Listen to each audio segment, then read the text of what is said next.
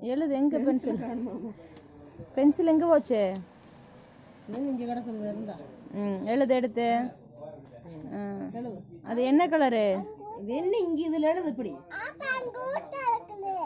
ஓட்டை இருந்துட்டு போகுது. எழுது. அது இருந்துட்டு நீ எழுதுந்தா. அது எழுது வேறு இருந்தால் எழுது. அது என்ன கலரு? Brown colour. ப்ரௌன். ஏ எழுது. எழுது. பி.